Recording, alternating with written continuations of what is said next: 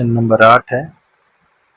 ठीक है, बहुपद 48 plus 2x minus x square के शून्यांक ज्ञात कीजिए। शून्यांक ज्ञात करने के लिए बोल रहा है यहाँ से, और उन्हीं शून्यांकों तथा गुणांकों के बीच संबंध की सत्यता की जांच कीजिए।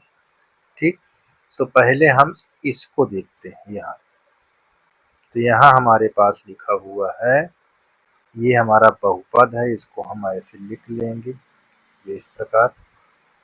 यहाँ 48 plus 2x minus x square. ठीक, अब इसका क्या करेंगे, जो पी एक्स है इसके स्थान पर हम 0 ले लेंगे। कैसे लिखेंगे, देखिए 48 यहाँ प्लस 2x और यहाँ एक्स स्क्वायर। जब शून्यांक करना हो तो इस बहुपद को यानी पी एक्स के बराबर 0 रख लो। अब देखो गुणा करने पर 48 आना चाहिए, यहाँ 1 है, यहाँ 48, यहाँ गुणा करेंगे ऐसे। देखिए ये कितना आया, 48। गुणा करने पर 48 आए, घटाए पर 2 आए। घटाना यहाँ लिखा ना, 2 आए चाहिए। तो यहाँ पास 8 गुणे 6 और 6 48, कितना 48। घटाए पर देखिए यहाँ पास 2 आ रहा है। ये चीज बहुत जरूरी है। ठीक, अब इतना हमारा हो गया, तो यहाँ पास ये 48 लिख लीजिए और यहाँ प्लस 8x माइनस यहाँ 6x, यहाँ एक्स स्क्वायर। ये अब देखो ये पार्ट आपका और ये पार्ट। अब यहाँ क्या कॉमन लेंगे, 8, सॉरी सिर्फ 8 कॉमन लेंगे। ठीक है ना, क्या कॉमन लेंगे, 8। तो यहाँ हम 8 कॉमन लेंगे तो यहाँ 6 हो जाएगा, यहाँ एक्स हो जाएगा, और यहाँ माइनस एक्स कॉमन लेंगे, यहाँ 6 प्लस एक्स,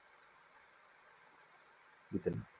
अब देखो यहाँ ये पार्ट और ये पार्ट कॉमन है ना इसमें, यहाँ 6 प्लस एक्स कॉमन ले लोगे तो हमारा बचे क्या, 8 माइनस एक्स बराबर 0।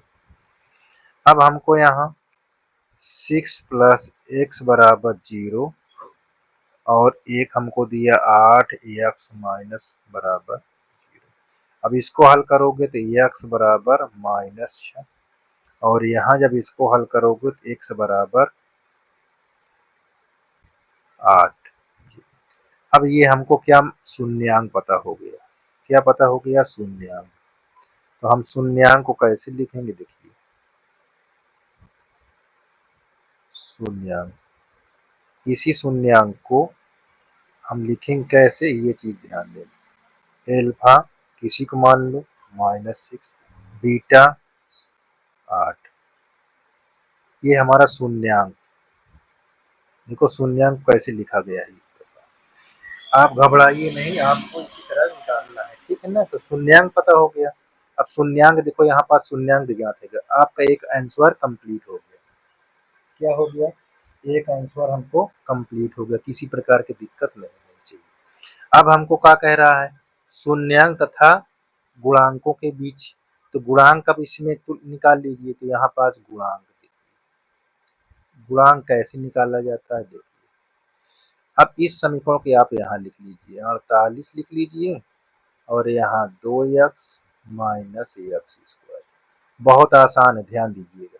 इसको हम तुलना जिस तरह लिखा है उस तरह तुलना करेंगे। सी ये बी एक्स, यहाँ ए एक्स स्क्वायर। हम इसलिए दिखा रहे हैं जिस तरह ये लिखा था उसी तरह हमने इसको भी बना दिया समीकरण।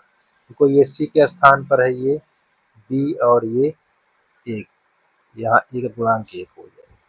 तो हमारे पास देखिए सी बराबर क्या है, 48, बी बराबर हमारे पास क्या दिखा है, 2, और ए बराबर हमारे पास क्या लिखा है, -1। ठीक, ये हमारा क्या निकल आया, गुणांक। ये निकल आया हमारा गुणांक। बहुत आसान है, ध्यान दीजिएगा। क्या निकल आया, गुणांक निकल आया। अब गुणांक देखो हमको पता हो गया, और कह रहा शून्यांकों के बीच संबंध सत्यता की जांच कीजिए। चलिए अब यहाँ पास जब इतना निकाल लो तो आप दूसरी कहानी क्या होती है ये चीज ध्यान देना, संबंध।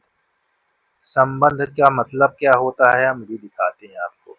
अब संबंध किसमें, गुणांकों और शून्यांकों के बीच। ये क्या होता है देखिए, अल्फा प्लस बीटा बराबर माइनस बी बटा ए, ये एक संबंध ये होता है। दूसरा संबंध क्या होता है, बहुत ध्यान से देखिए, दूसरा संबंध अल्फा इंटू बीटा बराबर सी बटा ए, ये दूसरा संबंध है। इसको कहा जाता है मूलों का योग और इसको कहा जाता है मूलों का गुणनफल, या शून्यांकों का योग शून्यांकों गुणनफल। ये चीज ध्यान देना। अब हम इधर देखो, लेफ्ट ये राइट, पहले इसको हम करते हैं लेफ्ट हैंड साइड से।